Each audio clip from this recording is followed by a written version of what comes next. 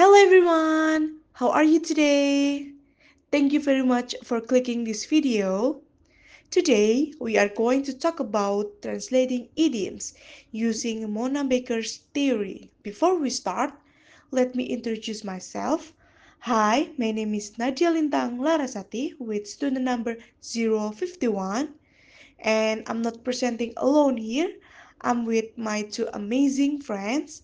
The first one is Daundra Dekanza Syaurellia with student number 050, and the second one is Maylailla Azzahroh with student number 049. Without further ado, let's get started. So, what is an idiom? An idiom is a conventionalized multi-word expression that is semantically opaque, meaning that the overall meaning cannot be inferred from the meanings of its parts, said by Fernando and Flavel, 1981. So it means you can understand its meaning just by looking at each word.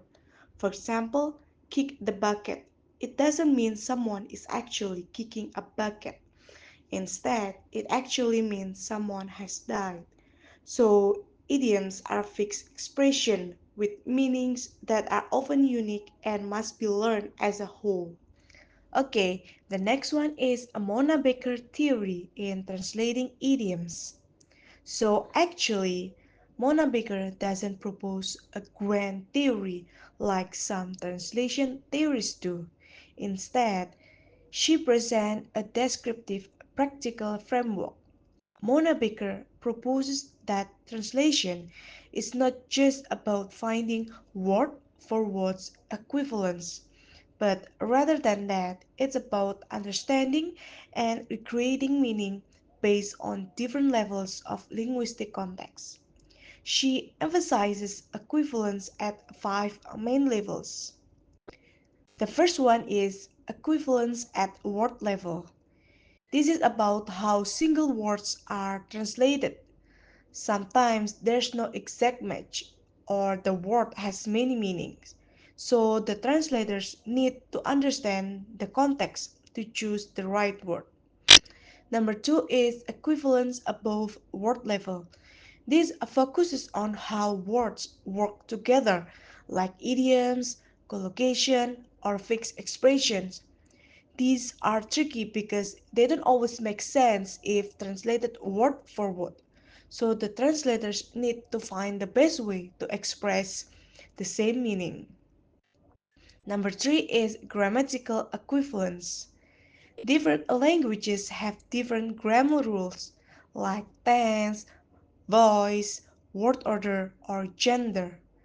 Translators must adjust these differences while keeping the meaning the same. Number four is textual equivalence. This is about how sentences connect and flow in a text.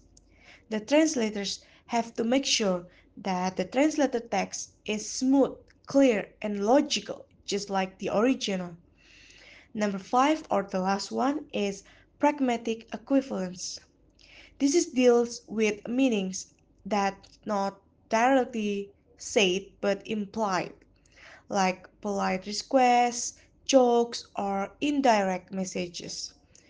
The translators must understand the speaker's intentions and how it would be expressed naturally in the target language. So we are going to talk about the contributions by Mona Baker. To get to know a little bit more about Baker, she is a professor emeritus of translation studies, working at the Center for Translation and Intercultural Communication of the University of Manchester, United Kingdom. And on the right side, we have a list of contributions done by Mona Baker. The first one is she is an author of 6 books surrounding translation, including the book In Other Words, a course book of translation. This book acts as the source of our information and understanding translating idioms. Second is Mona Baker, as a theorist, introduced a systemic approach to translation, focusing on the importance of context and equivalence. This approach is especially beneficial for translating idioms due to its nature of relying in context and equivalency between a language pair in order to produce a good translation quality. Third, the last contribution on the list is very connected to the previous one.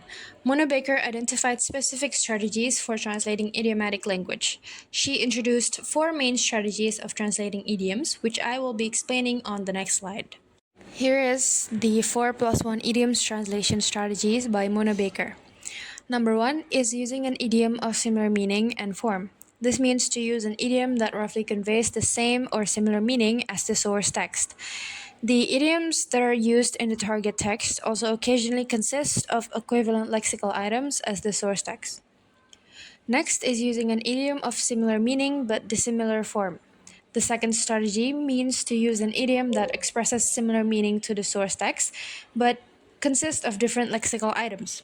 This strategy is quite similar with the first one but is distinguishable from the lexical items used to translate the idioms. Number 3 is translation by paraphrase. This strategy is normally used when there is no match for idioms in the source text, or when the idioms from the source text seems inappropriate to be translated in the target text. Additionally, the paraphrasing in this strategy is often using non-idiomatic language. 4 is translation by omission. In this strategy, the lexical items that was present in the source language or source text are omitted or removed completely due to several reasons, such as the absence of close matches in the target text, the inability of the idioms to be easily paraphrased, and as simple as for stylistic reasons. Lastly is the plus one strategy, which is translation by compensation. This strategy is actually not part of the strategies crafted by Mona Baker, but however, in the book, she mentioned briefly about the strategy, making it worth mentioning in the slide. This strategy means inserting lexical elements in different places of the text to make up for the elements, emotional force, or stylistic that may have been deleted in a given position in the source text during translation process. This strategy ensures the balance of the meaning between the source text and target text. To understand better of these strategies, we are going to see the examples on the next slide. Okay, this slide presents four strategies used in translating idioms from English as the source language to Indonesian as the target language. First is using an idiom of similar meaning and form. For example, out of the frying pan into the fire becomes lepas dari mulut harimau masuk ke mulut buaya, which is also a metaphor for moving from one dangerous situation to another. So the translator found an idiom in Indonesian that means the same and looks similar in form. And the second is using an idiom of similar meaning but dissimilar form. For example, don't cry over spilled milk becomes nasi sudah menjadi bubur, both expressing that what's done cannot be undone. The form is different but the meaning is the same. And the third is translation by paraphrase. For example, the old man is kicked the bucket becomes kakek itu meninggal dunia. The idiom kick the bucket is an informal way to say someone died. In this case, the translator didn't use another idiom, instead explaining the meaning in simple words, which is meninggal dunia.